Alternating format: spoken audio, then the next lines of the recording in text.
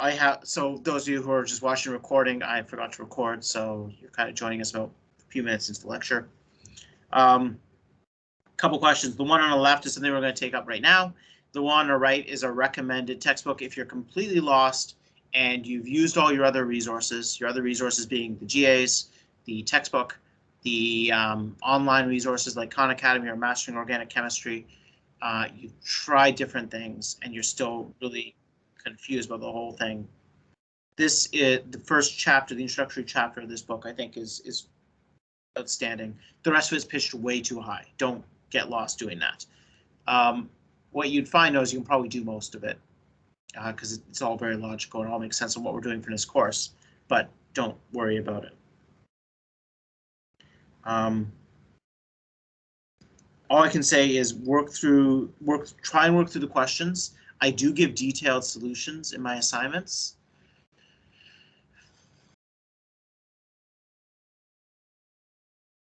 And don't worry too much right now, because maybe it'll click when we move on to the next subject. And that's maybe what I can say. In all cases, though, we're trying to stabilize things. Okay, so if we think about this question, the question for this was give a mechanism and the product of this reaction. So I would actually accept. I don't love what they do, what they're thinking here, because it doesn't actually work very well in practice. But so I'd accept two answers to this. One is nothing happens. The second thing is, or nothing productive happens. The second thing is what we're going to show. Nothing productive happening, no reaction is a viable answer when you look and go like, hey, nothing here can react. But this question was probably asked in the context of an acetal-based question. And so if I presage this by saying acetal question,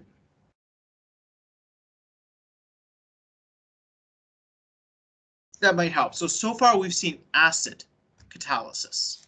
We've had our reactive species been H+, we've protonated carbonyls, and then we started things. What's our most reactive thing we have in this pool of stuff here?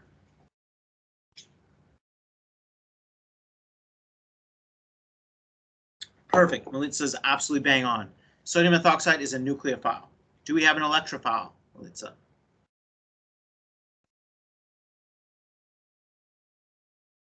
Or anybody else? Do we have any electrophiles in this reaction?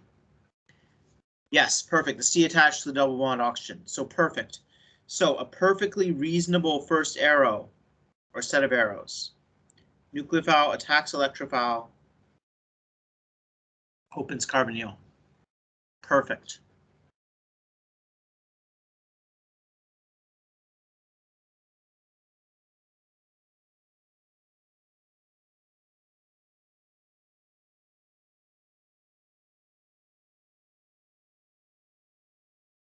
That is going to be the outcome of that reaction.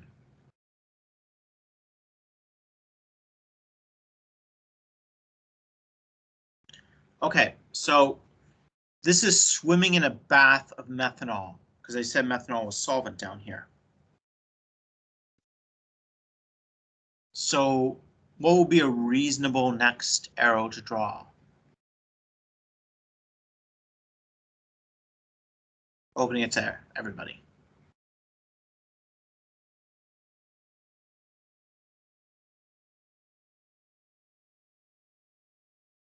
I agree.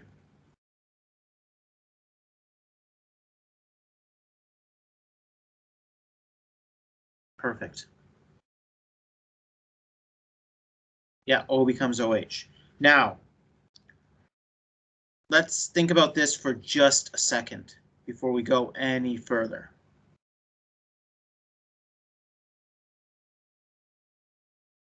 First of all, and then let's draw what the other thing is, right? So here we have, I'm just going to note, we kind of have an acid-base thing going on here, right? I'm just going to draw the other component that we don't care so much about in brackets. I've drawn it as a forward arrow. Is this under equilibrium or is this a true forward arrow? Like, is this an irreversible reaction, or you think this is an equilibrium, what I've drawn there? Like, they're more or less the same.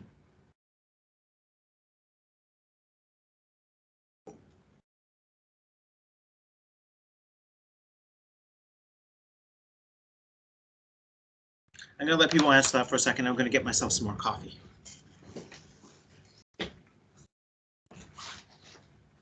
I know there's more than just Melitza in the room.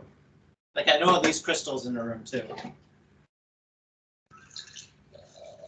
This is the great thing about virtual teaching, is you can pour yourself coffee while lecturing.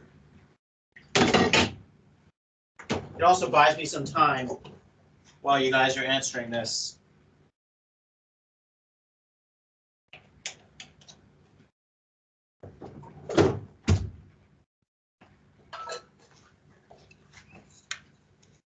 Great. Awesome. I agree. So, hi Kian. I think that actually might be your first addition to this. So, great. Congratulations for breaking the bubble. Yeah, so what about the first one you're going, I'm not sure about the first one, whether the first one's reversible. So everyone here is basically saying this is reversible. I agree. You have an O minus, you have an O minus, they're about the same. We can start arguing about this one is probably slightly more stable.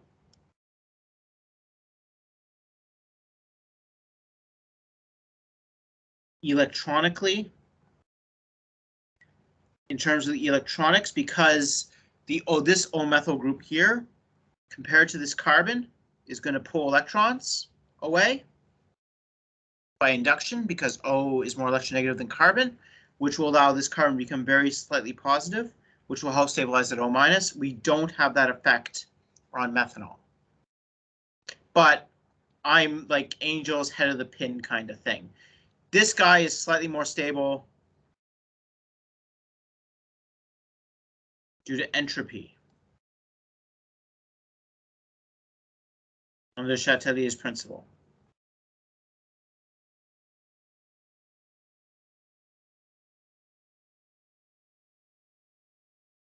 And that's because there's a lot of methanol out there. So if you're going to have something negatively charged, let's make it the thing that we have a lot of. But it's basically a wash. These are really similar.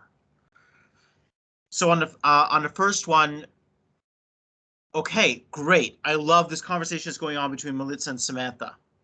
You're both right. So Melitza says, I don't know if the first one's reversible. You're making a CO bond. You're breaking a CO double bond. Samantha goes, well, doesn't carbon like making two single bonds to two bonds to oxygen? Doesn't not like making it. You're absolutely right, Samantha. That first arrow is reversible.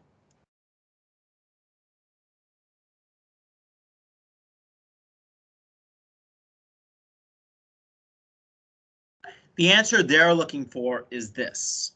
So under the acid catalyzed system,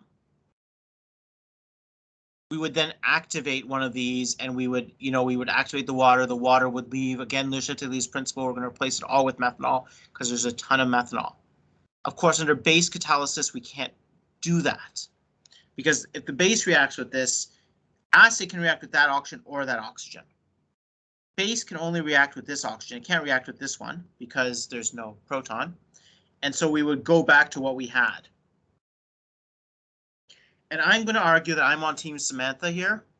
I actually think that this is the most stable form.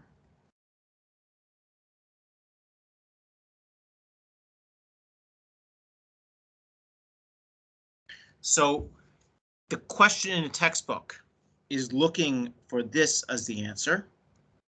The question in the textbook is stupid because you're just mostly going to have the starting material, the carbonyl.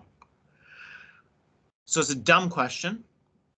This is what they're saying is this, and this equilibrium occurs. Definitely you put in a little bit of methoxide, you are going to have this equilibrium set up, but it's mostly going to lie towards the carbonyl.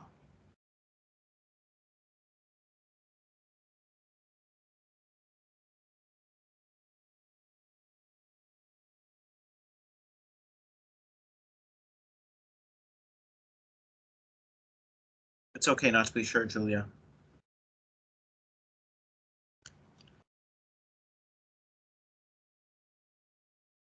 Okay.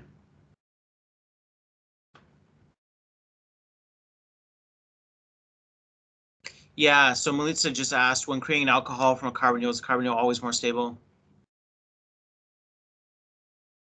Yes, with a caveat. Yes, in that it's always electronically more stable, but sometimes you can use entropy and Le Chatelier's principle to make the acetal more stable. It's telling that I would never make an acetal this way. Can I explain again why it's reversible? Why every step is reversible, Julia, or any particular step?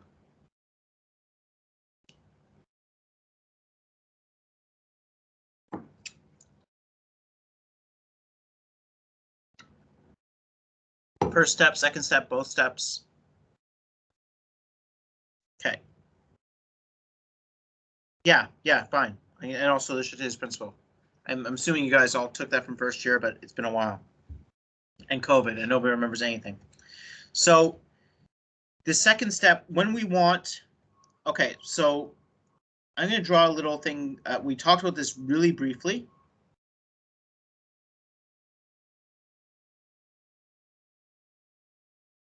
That's short for a reaction. So we have this thing called a reaction coordinate diagram, which is the reaction coordinate versus energy. Reaction coordinate is as the reaction continues. So let's say we have our starting material.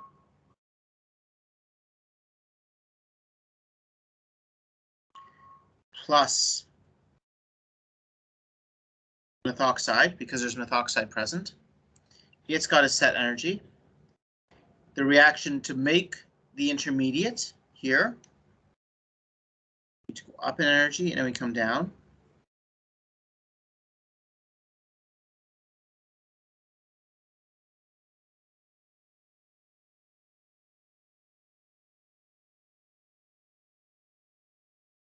Notice the energy, I've drawn a slightly higher in energy. I think that's accurate. And then to make the product,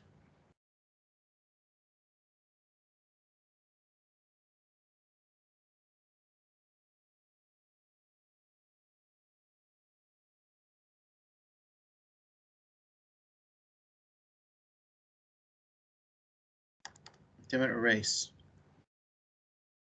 So OH and methoxide again. I'm probably drawing these bumps too tall. They're probably more like that. So what we're doing, if for a reaction to be irreversible, this bump needs to be really, really high. If the bump, and that's the amount of energy you need to put in to do a reaction.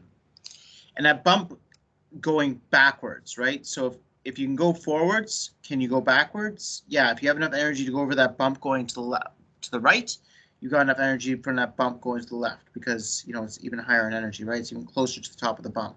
So if you can go from left to right, you can definitely go from right to left. This is what reversible means, is that the energy barrier between two states can be overcome.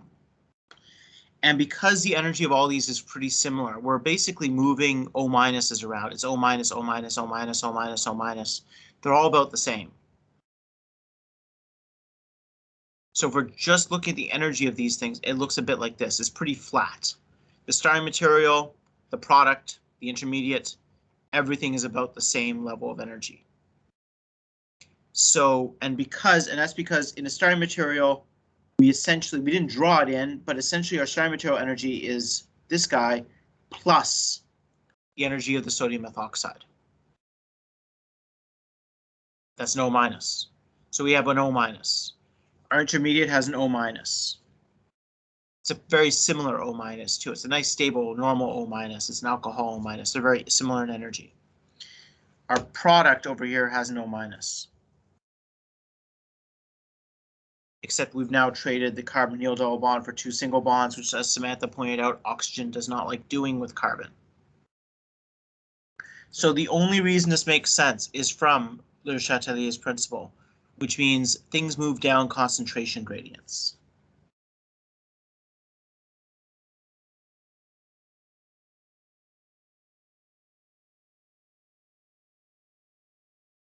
There's a more legalistic definition.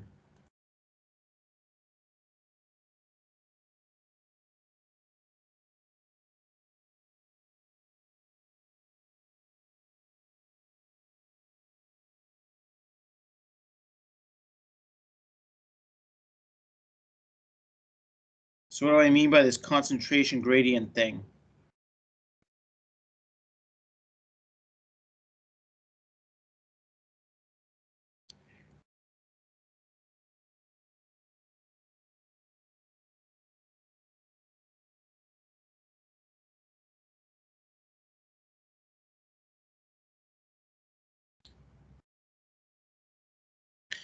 Favor sides with the less stuff. So if you have a lot of something and you have a reaction, you're going to favor the side of the reaction where you have less of something. So we have lots and lots of methanol. So, and this is what we see over here. There is tons of methanol. There is very little of this product here. So if I'm trying to figure out which one of these I prefer to, which one of these I don't mind being charged, there's a lot more methanol around, so I'm going to have some of my methanol charged instead of having this guy charged. I'm going to roll down the concentration gradient. And this is why a lot of reactions that are very similar in energy go at all, is because they establish an equilibrium. And that's because, you know, a molecule has more or less a 50-50 chance of being one thing or the other. If the energies of two molecules are the same, and you can have a reaction between to make one from the other, and they're the same, then a molecule at any one time has a 50-50 chance to be one or the other. But if I start with 100% of one stuff, statistically, I give this enough time to establish equilibrium, I'll have a 50-50 mixture.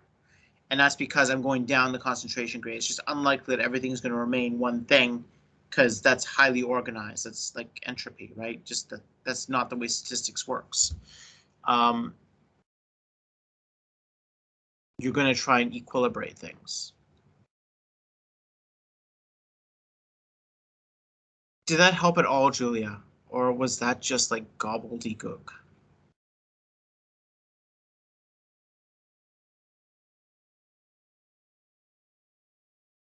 And if it was gobbledygook, where did I lose you?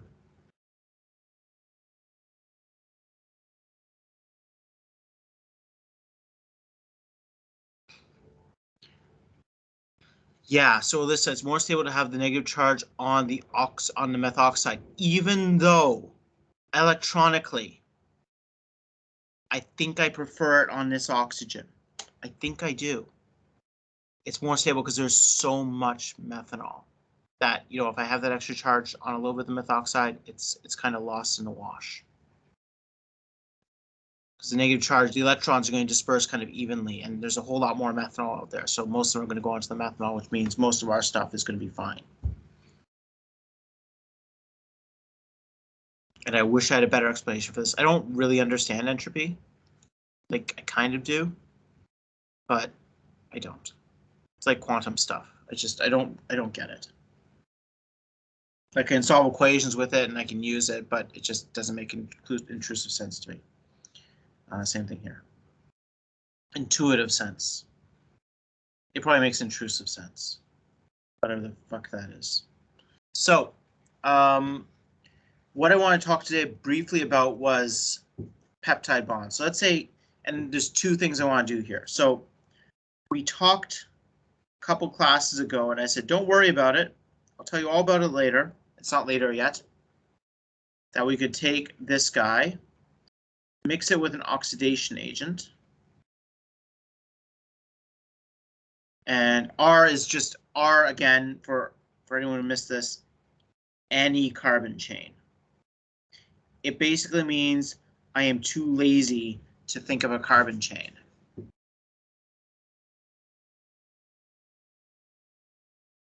Because I can make an acid.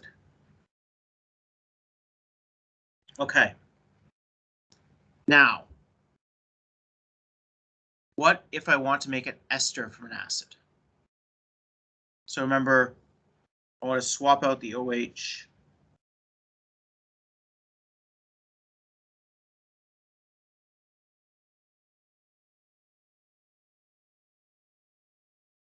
Note I could have actually written this as,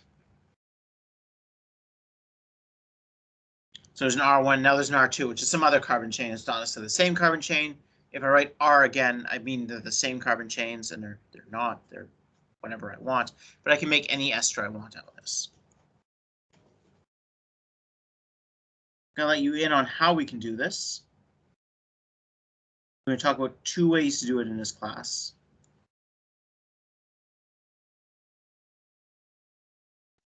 and one is acid and methanol.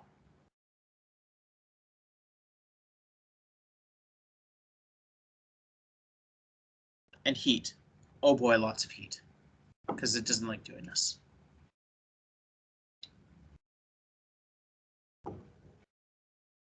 Okay. So let's think about this. Let's think about how this reaction works.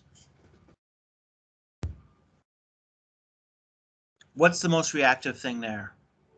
What do I need to include in my first step?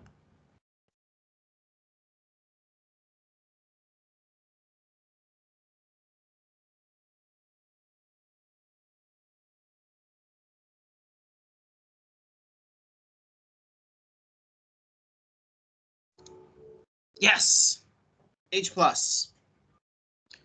Everything else is neutral, so H plus. Okay, so you'll see this drawn two ways.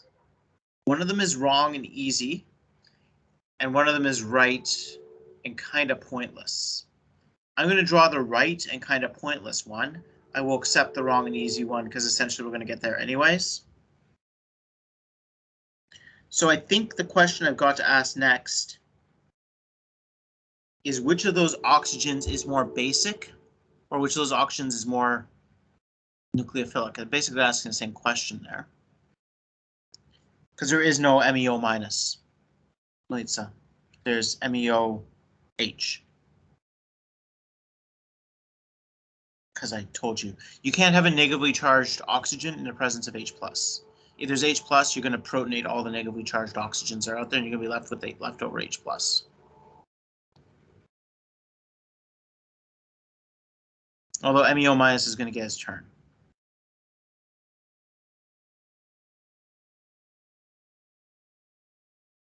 So which of those two oxygens do we think is more basic or nucleophilic? And another way of me asking that is, which of those two oxygens has more negative charge on it?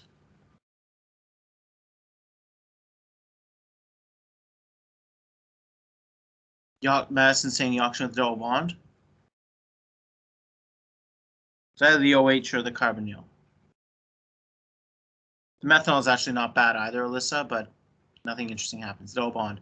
Great. So those of you thinking that, hopefully what you're doing is I can draw a resonance structure with that, and I can have an O minus on the oxygen, a C plus on the carbon.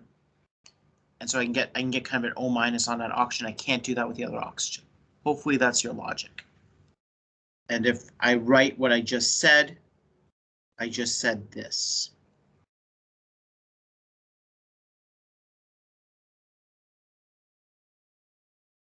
Like if anything, that other oxygen is actually slightly positive.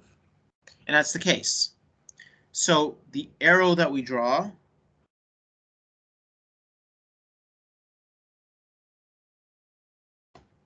is this.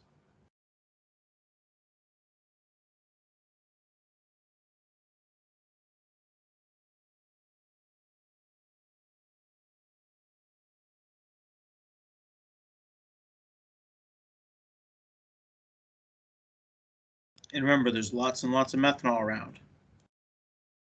So keeping our eyes on the prize, what makes sense is a second arrow now.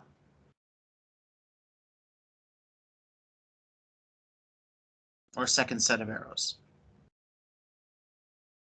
Notice what we've done now is we've changed what the most reactive thing is. We've used that H plus to make our starting material very reactive because now it's charged.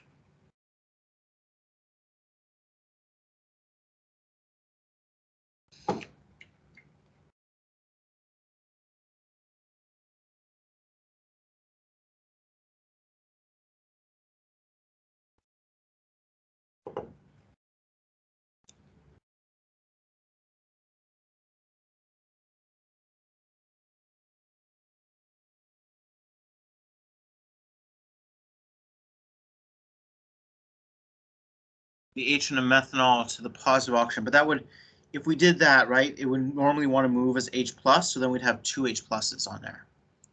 We got Hannah going with the make water thing. We're going to make water eventually, but can we, making water isn't an arrow. I like Madison's answer more, even though I disagree with her. But she's at least told me where I should draw an arrow. Break the double bond. Okay, let's do that. So that's a resonance structure, right? But that's fine. If this helps us think, absolutely okay to do this.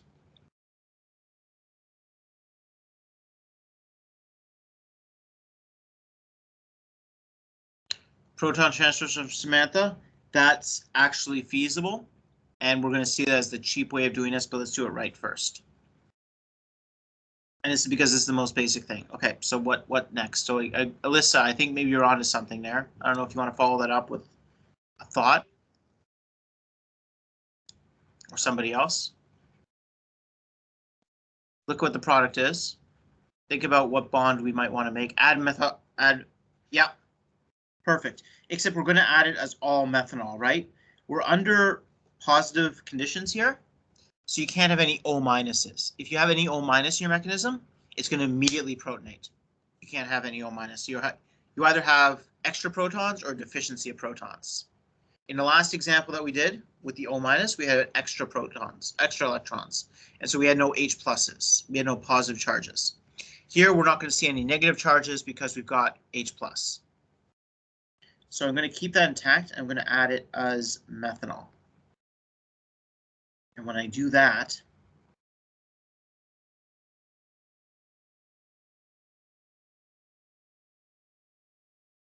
look at what we're doing to this poor molecule.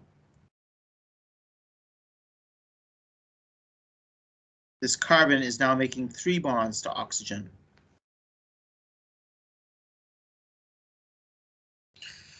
So Lauren said add methox. So let's just make sure that's the methoxy group, Lauren, because the methyl group is just the CH3, and we don't want a CH3 attached to the carbonyl.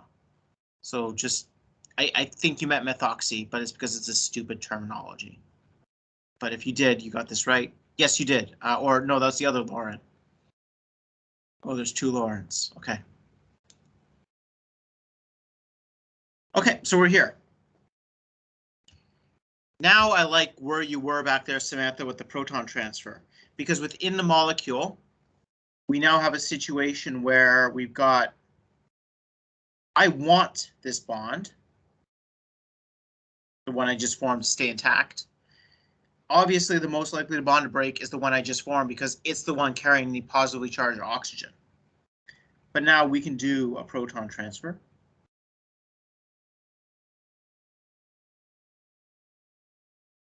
And we have 2 equivalent OHs. It doesn't matter which one I move it to. Notice this pattern of chemistry here is very similar to what we saw with the acetals.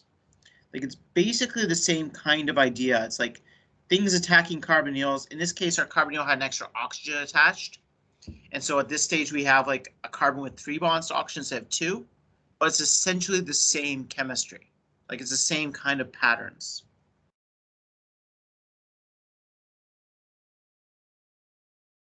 And so what I did here was a molecule of methanol removed this proton, forming methanol H+,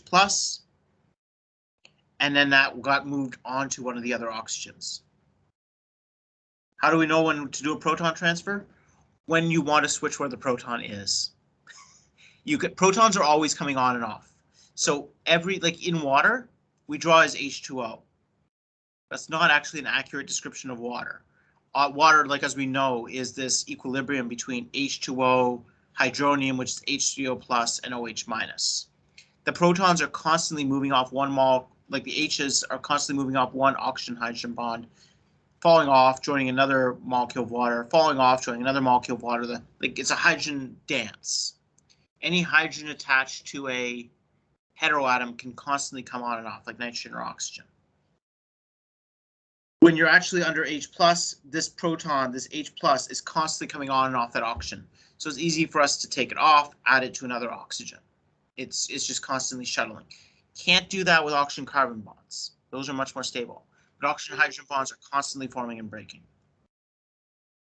So how did I know I wanted to do it? Because I just made this bond. And if I'm looking at this and thinking, okay, which bond am I going to break? I'm going to break the one I just made because I got a really good stable group that leaves on that. You make methanol. But now if I do the proton transfer, suddenly This guy, going back to Hannah's answer, basically saying let's make water. Always a good answer, Hannah, along with let's make gas. Those are the two good answers for everything. That actually drives a lot of gas, water, and triphenylphosphine oxide. There was a lot of jokes because they thought they actually did find some triphenylphosphine oxide in the atmosphere of Venus, and it's something that organic chemists make all the time by accident. So they're going like, well, there's obviously some Venusian chemists on the surface making tons of triphenylphosphine oxide and dumping into their atmosphere. They're just doing a lot of Staudinger ligations and things. And that was not a funny joke to anyone in this room, and I'm really sorry. I found it funny at the time, but I do this for a living, so don't, like, my taste in jokes is shit. So we're going to make water. And again, I'm trying to avoid drawing a carbocation like a C+.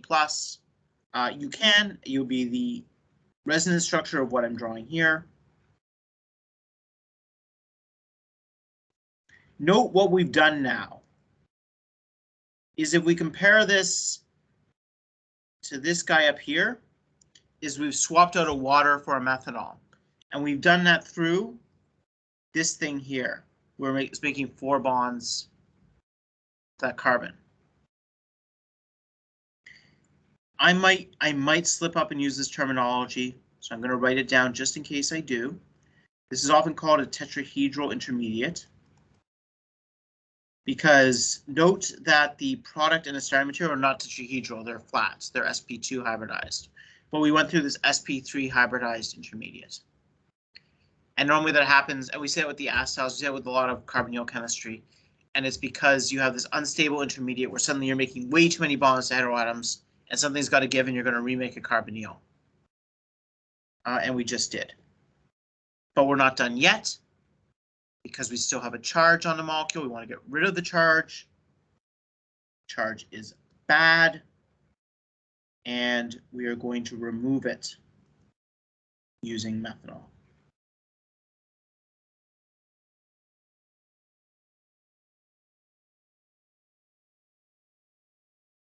Again, from that whole idea of the Le Chatelier's principle, we have a ton of methanol present. So if I'm going to have an H plus attached to something, I'm going to have it attached to methanol. Yeah, once you make gas, things are non-reversible if you make gas crystal. We're going to see some examples later on where gas making is non-reversible. That's actually why I don't know if I mentioned sodium. I'm teaching another class at the same time. It's very confusing. I don't think I mentioned sodium hydride yet in this class as a base. It's non-reversible because you make hydrogen gas. Anyways, so we make this product. Question for you. I've drawn all these arrows as forward arrows. Is this in equilibrium or not? Are all these steps in equilibrium or are they not? Are any of these steps irreversible?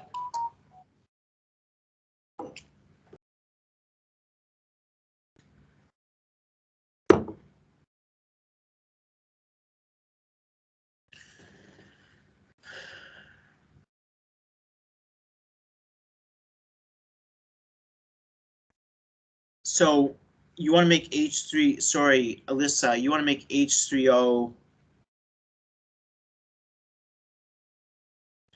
from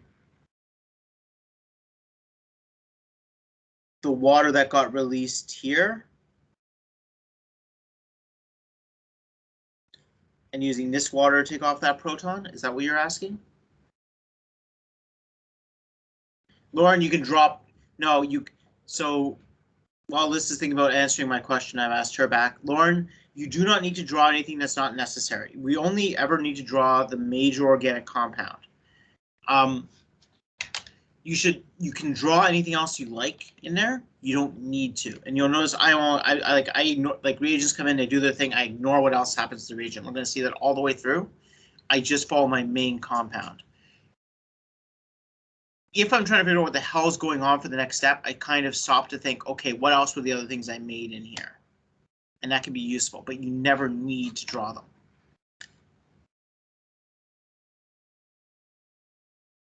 Boom, boom, proton transfer here.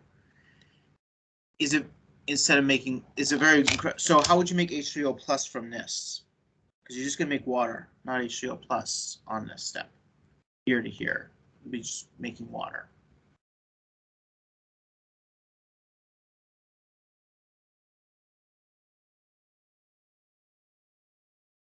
Yeah, I think you'd have an extra charge. I think you have an extra H plus that way if you did that. You'd have 2 protons attached. Let's try and keep this to 1 proton, 1 plus charge, right, in the molecule, if we can, because we want to keep as few charges as possible.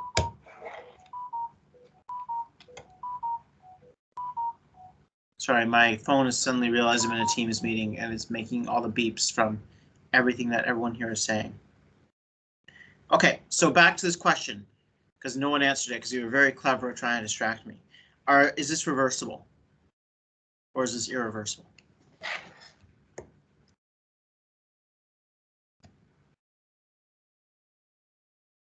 I've drawn the arrows as irreversible. I've drawn them one way.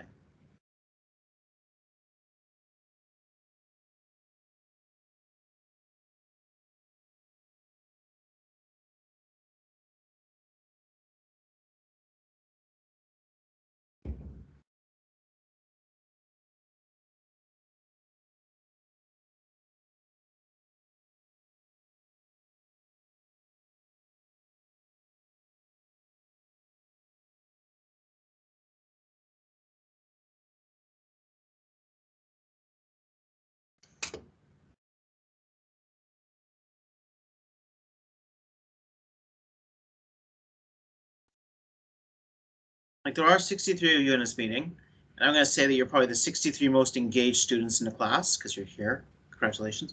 Good. Okay, there the answers come. Reversible. Absolutely. We're basically playing a game of pass the proton, right? Protons are going on oxygens, they're coming off oxygens, we're making oxygen carbon bonds, we're breaking oxygen carbon bonds. None of these are infinitely more stable than anything else. Right. Okay, so I'm going to come to Madison. I don't know. So first of all, in every single one of these steps, you can think about what bonds you're making and breaking. And in almost all cases, we're trading one oxygen carbon bond for another oxygen carbon bond. Really what we're doing, right? We start off with, at no point does that carbon make anything less than 3 bonds to oxygen. Yes, there's a resonance structure here. Yeah, okay, sure. But it's a resonance structure. At every other point, that carbon is making 3 bonds to oxygen. And we're trading what oxygen is making the bond to. But basically, all we're doing is a little proton exchange dance. Like the H plus is moving from here to there. It's doing a white man dance because protons do white man dances. They're very simple. My dancing is actually a whole lot worse than my chair dancing. So the interpretive dance is a completely valid thing to do for the SciComm. We've actually had a few of those. It's really cool. Anyways, we're just moving protons around on heteroatoms here. That's essentially it. We're not creating a new super strong bond at the expense of a weaker bond. We're creating new oxygen carbon bonds in every step at the expense of an oxygen carbon bond. It's a 1-for-1 trade. So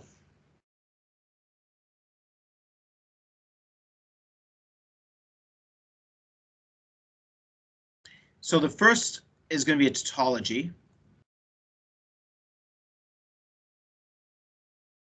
The products and reactants are similar in energy.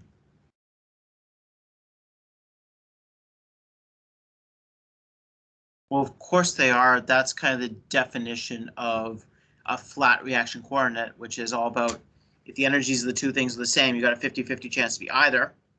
So, you know, you make this. If you can make one, you can follow the exact same pathway back to make the other one. So if you can go from one to the other, you can go from the other back to the same one. And if the energies are the same, it's kind of got to be symmetrical.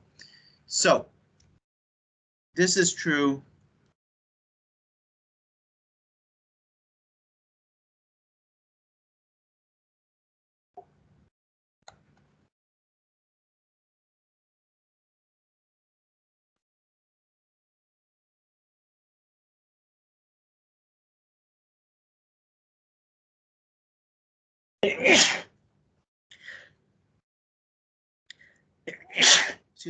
always true. If trading an XY bond for an XY bond. So in this case, we're trading CO bonds for CO bonds. It's just true. Thank you.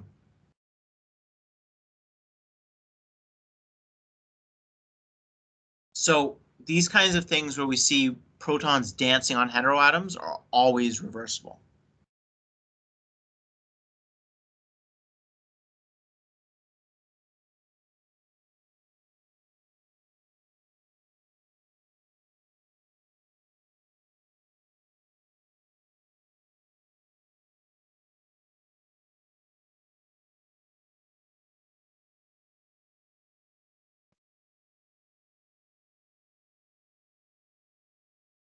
So this is actually our first, what we just drew there was our first named reaction.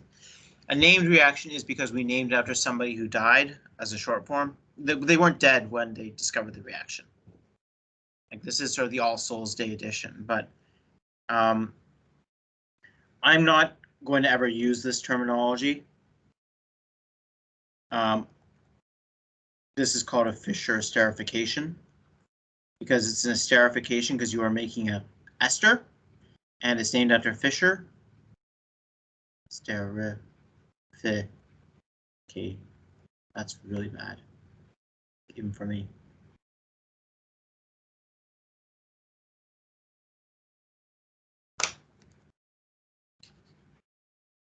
Just gonna wipe my nose and turn my camera off for that because you do not need to see that. Okay. Then, so Fischer was, he's my hero, and I'm really glad he's dead because if he wasn't dead, there would be no chemistry left to do. But if you want to look up ML, it's the ML Fischer. If you just want to feel bad about yourself, it's a good thing to look up. So these are reversible. So when is the reaction reversible? When you're basically trading bonds of equal strength. We're going to see an example now where the reaction is not reversible. Okay.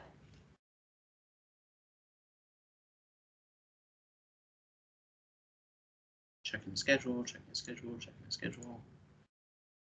Okay, yeah, we'll spill over on to next week where we're going to talk a little bit about peptides and then we're going to finish. So I'm going to start with that same carboxylic acid.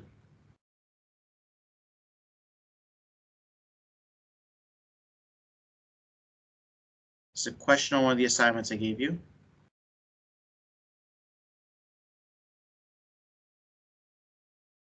You can add a catalyst. We're gonna pretend there is no catalyst. It doesn't really matter.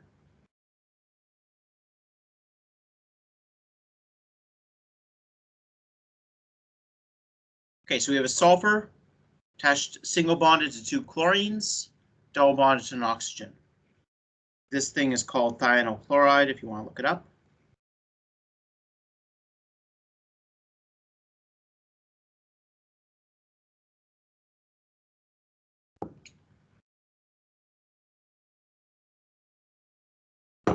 Yeah, so Melitza said, will we trade an oxygen double bond for two single bonds roughly the same strength? Yes, roughly. The carbonyl was better. The oxygen double bond was better, but it wasn't infinitely better. Normally, a reversible reaction is something when you're within about 3 orders of magnitude of ratios, and that's within it. It's better, but it's not infinitely better. So I get squeamish looking at thionyl chloride. There's no carbons. I got 4 heteroatoms each attaching to one another. And another comment I'm going to make about this, to make this irreversible, is we're going to generate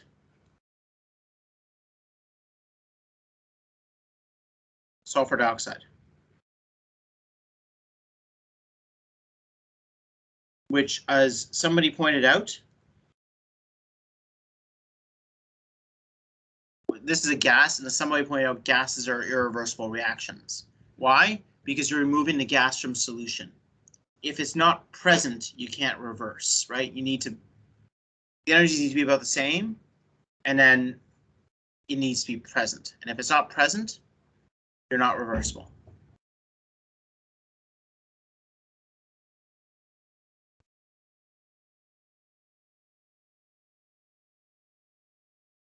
You know what?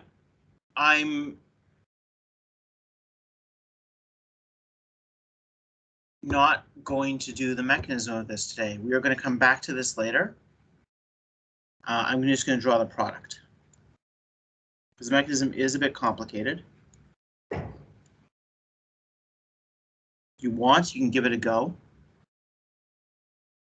You know, take it up in office hours tomorrow if there's like a particular clamor for it. We generate equivalent of HCl and some sulfur dioxide. And this thing, which looks weird, we call this an acid chloride. And note that in this case, we're not doing this whole oxygen carbons, same number of bonds to oxygen. No, we've trapped. We had an oxygen here. It's now been trapped into sulfur dioxide, has turned into a gas. And HCl is also a gas. HCl is normally, we consider it kind of a, think of it as going, hey, it's a liquid. I can get a bottle of HCl. Well, it's HCl dissolved in water, but there is no water here for it to dissolve in. So it's a gas. It escapes as HCl, which is really nasty. And sulfur dioxide, we make these acid chlorides. So why am I talking about acid chlorides? Well, because we can treat this with methanol.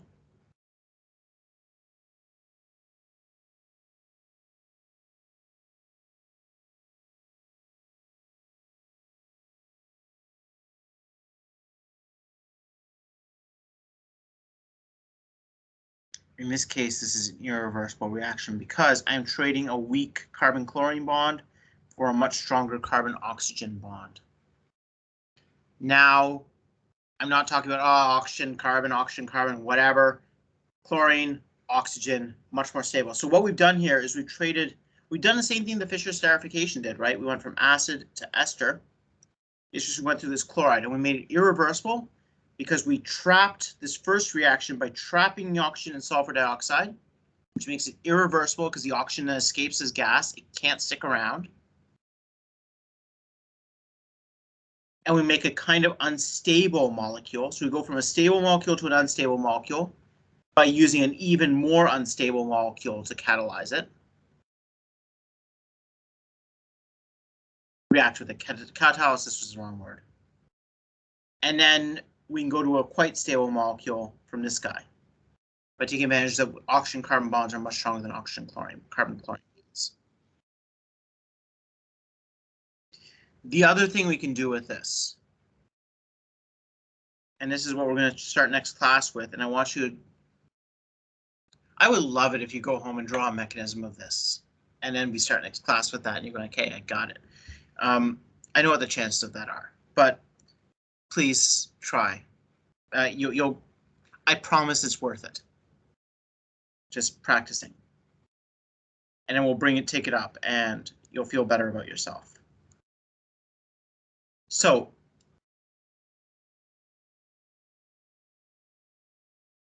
what happens if you react that with dimethylamine? So NH and 2 methyl groups on a nitrogen.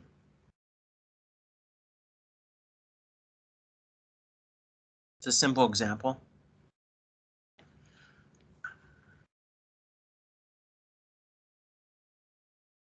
What do you get? And then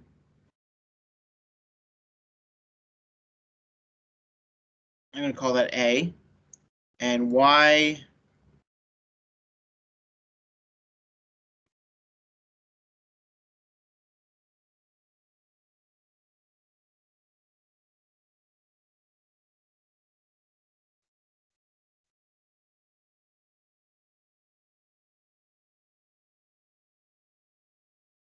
and why does treating an acid with H plus and dimethylamine not go to A? So we're going to get here, if we use an alcohol,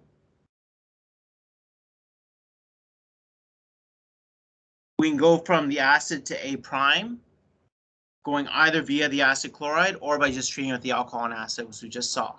But if we do this with an amine, we're not going to go to whatever A is. Whereas if we go for the acid chloride, we are going to go to A. So I'm going to leave that as an exercise, and we'll start next class with that. And then any other questions anybody else has about carbonyl stuff, because next class is going to be our last class talking about carbonyls. We are going to spin back and revisit them a little bit later in the course, quite a bit later in the course, just see if anyone's missing stuff. If you're still a little bit lost now, that's okay.